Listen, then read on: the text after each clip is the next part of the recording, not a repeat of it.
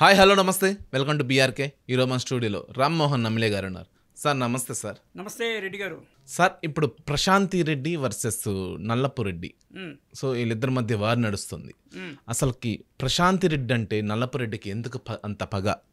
అసలు ఆమె రెండో పెళ్లి చేసుకోవటమే తప్ప అని కొన్ని నడుస్తున్నాయి. దీని గురించి మీరేం చెప్తారు?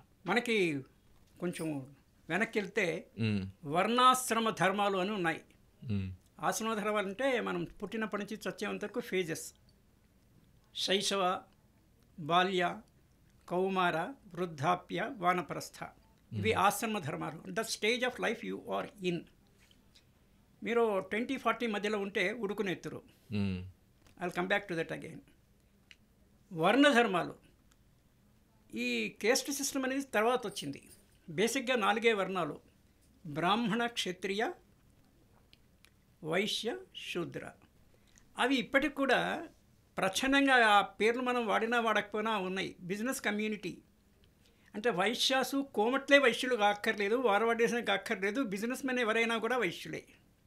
క్షత్రియులు అంటే కింగ్స్, అంటే కొంత డామినెంట్ బిహేవియర్ ఉండేవాళ్ళు క్షత్రియులు. ఈ రోజుల్లో రెడ్డిలు, కమ్మలు, నాయుళ్ళు, చౌదరీలు, ఈ నలుగిట్లో ఎవరు తీసుకున్నా కూడా వీళ్ళకి సహజంగానే వాళ్ళ జీన్స్లో కొంత డామినేటింగ్ పవర్. మీరు ఎక్కడైనా పవర్లో చూడండి, పొలిటికల్ పవర్స్లో మిగిలిన వాళ్ళు ఉంటే ఉండొచ్చు. వేరియస్ కాన్స్టిట్యూషన్ ప్రకారంగా లేడీస్కి రిజర్వేషను 30% అని, అది కూడా ఒక పెద్ద జోకు. జనాభాలో లేడీస్ ఎంతమంది ఉంటారు వెంకట్ గారు? సగం ఉంటారు కదా. మరి కొంచెం కామన్ సెన్స్ ఉంటే సగం రిజర్వేషన్ వాళ్ళకి ఇవ్వాలి కదా. ఈ 30% ఇచ్చేదానికే వీళ్ళు ఏదో చాలా పెద్ద మనసు చేసుకొని ఇచ్చినట్టు బిహేవ్ చేస్తుంటారు. అది కూడా సరిగా కాదు. కొన్ని చోట్ల ఆడ సర్పంచులు ఉన్నా భర్తలే వచ్చి ఆమె సీట్లోనే కూర్చొని పెత్తనం చేసే దాఖలాను మనం చూస్తున్నాము. So this is one thing. Then ఒకటి పవర్లో ఉంటే పొగరు, ఇంకొకటి డబ్బులు ఉంటే పొగరు, మూడవది అంతకి మించి మన జీన్స్ నుంచి వచ్చేది. నేను అందుకే ఈ వర్ణాశ్రమ ధర్మాల గురించి చెప్పిన. సో బ్రాహ్మణ అంటే whoever is intelligent is a Brahmin. Not necessary from the Brahmana community నుంచి కాకర్లే. If you are intelligent you are a Brahmin. If you are a dominating personality, ఏదైనా చేయగలిగితే you are a Kshatriya. And if you are well versed in business you are a. అలాగా sir, ఇప్పుడు ప్రశాంతి గారికి అసలు వాళ్ళిద్దరి మధ్య గొడవ ఎందుకు వచ్చిందంటే, పూర్వాపరాలు మనకి తెలియదు కదా, పాత కోపం ఉంటుంది కదా, అది ఏదో రకంగా తెలుసుకోవాలి కదా. ప్రైవేట్ లో చేర్చుకుంటే ఎంత గొడవ ఉన్నా కానీ పర్సనల్ గా వెళ్ళటం అంత అవసరం అంటారా? చాలా అనవసరమైన విషయాలు జరుగుతున్నాయి కదా సమాజంలో. ఏది అవసరమో చాలా అనవసరమైన విషయాలే జరుగుతున్నాయి కదా. చాలా అనవసరమైన విషయాలు ఎన్ని చూడట్లేదు మనము.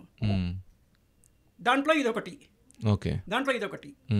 కాకపోతే ఇక్కడ ఒక పెక్యులర్ పాయింట్ ఏముందంటే, మగవాళ్ళతో డీల్ చేసేటప్పుడు మాట్లాడేటప్పుడు ఒక ఇది ఉంటుంది, ఆడవాళ్ళతో మాట్లాడేటప్పుడు కొంత ఫ్రీడమ్ కానీ లెవెల్ ప్లేయింగ్ గ్రౌండ్ ఉంటుంది.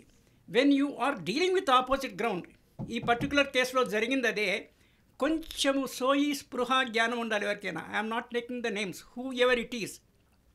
కాన్సెప్ట్ లెవెల్లో మోర్ పర్టికులర్లీ మగవాళ్ళకి ఆడవాళ్లతోని డీల్ చేసేటప్పుడు మాట్లాడేటప్పుడు కనీస మర్యాదలు పాటించాల్సిన అవసరం ఉంటుంది. మీకు ఎంత కోపం ఉన్నా సరే, ప్రేమ ఉన్నా సరే, whatever, there are certain, అంటే మనము హద్దు అంటాము, హద్దు మీరి మాట్లాడరాదు. మరి వీళ్ళ పబ్లిసిటీ కోసము చెప్తున్నారు. మనకు కొన్ని సినిమాలు కూడా వస్తుంది, ఒక ఐఏఎస్ పాలిటిషియన్ కొడితే వాడు తెల్లారి పేపర్లో ఫోటో వచ్చింది అనేసి. అంటే వెనకారుండే బ్యాక్గ్రౌండ్ రీజన్ అంటాం మనము. బ్యాక్గ్రౌండ్ రీజన్ ఏంటి అనేది మనకి తెలియదు. ఈమె రెండో పెళ్లి చేసుకుంటే ఎవరిష్టం వాళ్ళు కదా, నెంబర్ 1. అయితే ఒక ఉత్తమమైన దీంట్లో, నేను ఈ కేసుకు సంబంధించింది కాదు, రెండవ పెళ్లి ఎవరు చేసుకోకూడదు, whether a male or female. ఒక జీవితానికి ఒకే పెళ్లి.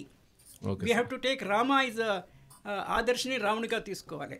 సో ఇక్కడ వస్తే ఇది కేవలము వాళ్ళ వ్యక్తిగత వెనకాల ఉన్న సంకుచిత స్వార్థ రాజకీయ ప్రయోజనాల మీద ఆధారపడి ఈ వైరాన్ని వీళ్ళు బయట కక్కుకున్నారు. ఓకే సార్, మనము ఇంగ్లీష్లో ఒక సేయింగ్ ఉంది, what is cut dirty లినన్, washing the dirty లినన్ in the street అనేసి. ఓకే. లేదా మీరు మాంసం తినొచ్చు, కానీ మాంసం తినంత మాత్రాన ఎముకలు మెడలో వేసుకొని తిరగాల్సిన పని లేదు. however bad you are, that is your purely personal. You need not display in public arena. Okay sir, okay, thank you. Right.